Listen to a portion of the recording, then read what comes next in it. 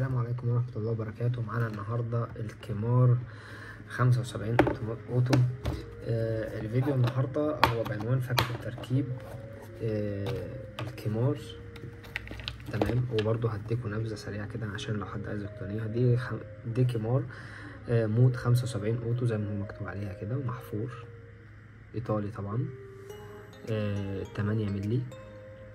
الطبنجة دي جميلة جدا. انا اللي معايا دلوقتي في ايدي هي زيرو.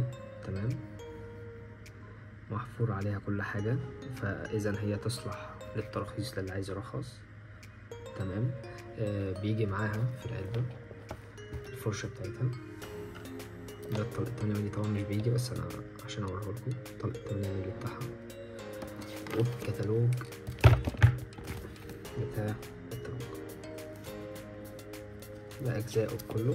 واحنا دلوقتي هنفك ونركب، بس مش فك كلي يعني، على قد ما انت الصيانه والكلام ده كله، ونشوفه برضو ايه، نجرب المعدن بتاعه بحيث لو حد عايز يجربه او اي حاجه يبقى عارف الدنيا فيها ايه. الخزنه بتشيل 16 طلع. المفروض بيجي فيه مفتاح عشان نفك بيه الاجزاء، ولكن هو مجاش، فاحنا معانا بديل برضو للفك والتركيب دلوقتي. حاجه كده انا بستعملها عشان نفك بيها. ده هيكون البديل بتاعنا للمفتاح اللي بيجي معاه. ممكن انت تحط دبوس، ممكن تحط حاجات كتير. خلينا نستعرض بس مع بعض كده الاول تشوفوا. هو طبعا معدن، والمعدن بتاعه جميل قوي، عاجبني. هنجرب دلوقتي صوته وشد اجزائه.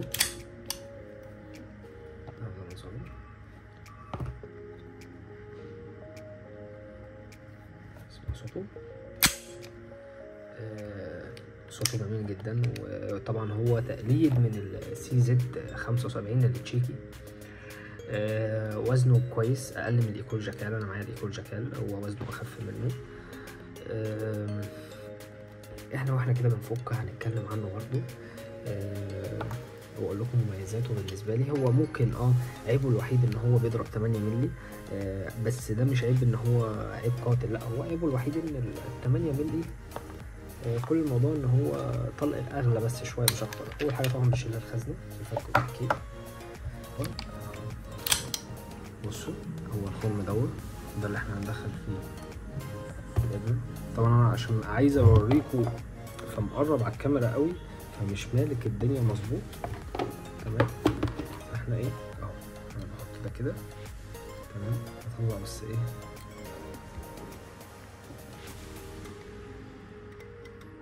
بالكم كده، طلع قدام اهي، بحيث ان هي تكون دي كده اهو. ده المنظر بتاعه اهو. تمام، بص بقى، دي اللي ماسكه الاجزاء، ببدا ادوس عليها من هنا اهو، وبتطلع معايا بسهوله جدا اهو. صوت تثبيت الاجزاء دلوقتي اهو. نشيل دي خلاص.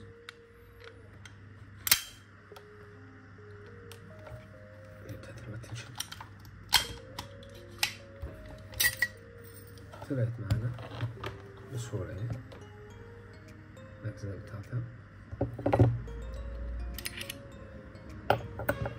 تمام، ده شكله اهو. انا مش عايزك تفكه اكتر من كده، ده بس عشان الصيانه والكلام ده كله اهو.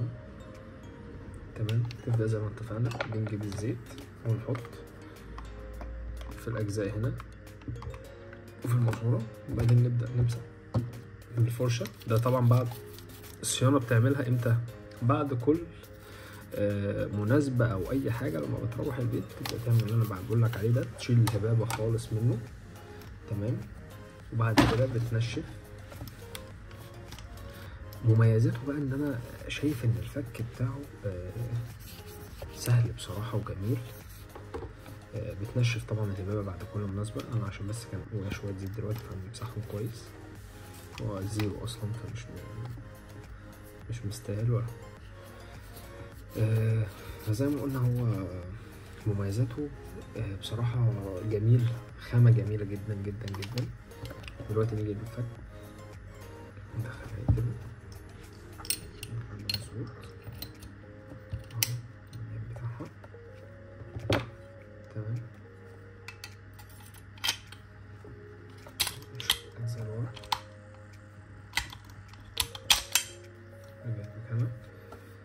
لازم نعمل ايه؟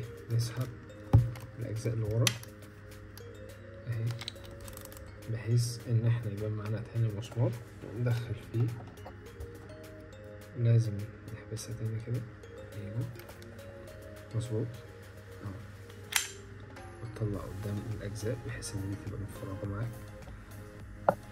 حط هنا، نحط هنا السقوطها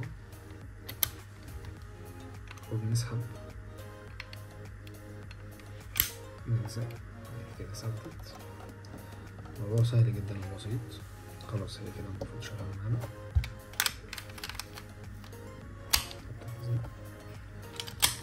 خلاص كده الأجزاء هي شغالة معانا. طبعا باين الماتيريال بتاعته جميلة. نظام الأمان برضو مستعرض بالمرة كده المفروض اهو، ده نظام الأمان بتاعه كده، هو أمن كده يضرب معانا عادي. ده كده كان استعراض سريع كده عن الكمون 75 عشان لو حد حابب يقتنيه. ولو حابين اي معلومه او اي حاجه، انا كده كده هسيب لكم برضو معلومات عنه، هسيبها لكم في الوصف تحت اقروها، بحيث لو حد عايز يقتنيه. بصراحه حته جميله قوي ومش عيب خالص ان هو الطلق 8 مللي موجود في كل حته، بس هو بيكون اغلى تمام. وبرضو نشوف دلوقتي الطلقه برضو اهي، انا كنت عامل كده كده فيديو برضو الطلق 8 مللي، كنت مبين لكم الطلقه بتاعته، لكن يعني مش بعيد يكون ال 8 مللي انا عن نفسي احسن كمان من 9 مللي. وصوته انا هسيب لكم على فكره كده، احنا اسحب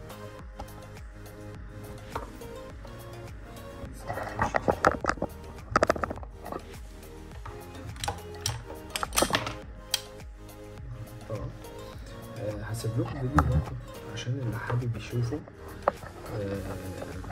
وحابب يقتنيه وتسمع صوته، فهسيب لكم فيديو دلوقتي ان انت تسمع صوته وتشوفه، بحيث لو حابب تقتنيه.